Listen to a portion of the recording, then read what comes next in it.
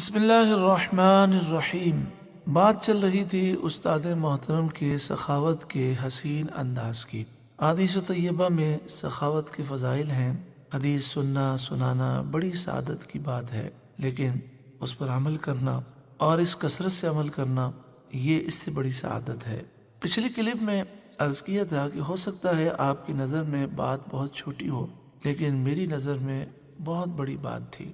امیر المجاہدین جہاں بھی تشریف لے جاتے، مثلا کراچی تشریف لاتے، قیام فرماتے، جب یہاں سے لاہور واپس جانے کے لیے آپ وہاں سے نکلتے تو جہاں رہائش ہوتی وہاں جتنے خدام ہوتے، ڈرائیور ہوتے، گارڈ ہوتے، ان سب کو آپ ہدیہ دیتے، انہیں آپ تحفہ دیتے۔ بظاہر بات چھوٹی تھی، لیکن کمال یہ تھا کہ آپ کے جیب میں جتنی رقم ہوتی سب تقسیم فرما دیتے۔ آپ اپنے جیب میں ہاتھ ڈالتے، اب وہ نوٹ بڑا نوٹ آ جائے یا چھوٹا نوٹ آ جائے، وہ نوٹ 3 ہو 5 ہو جتنے بھی آ جائیں، آپ وہ سب جو ہے بغیر گنے تقسیم فرما دیتے۔ اور آپ کے جو خدام ہیں ان کا کہنا یہ ہے کہ امیر المجاہدین جب لوگوں میں تقسیم فرماتے تو گن کے تقسیم نہ فرماتے۔ امیر المجاہدین اس حدیث پاک پر عمل کرتے۔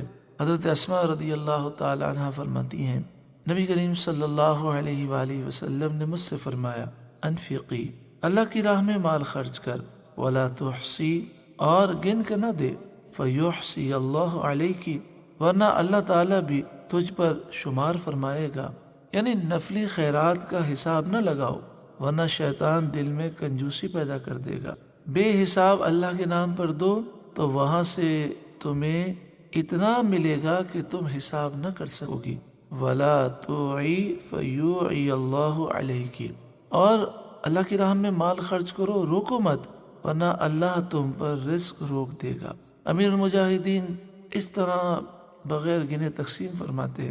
راستے میں اگر کوئی سائل نظر آ جاتا تو آپ کا چہرہ رنجیدہ ہو جاتا، درد دل کا آپ اظہار کرتے، اور آپ فرماتے جب تک دین تخت پہ نہیں آئے گا اس وقت تک یہ مسائل کیسے حل ہو سکتے ہیں۔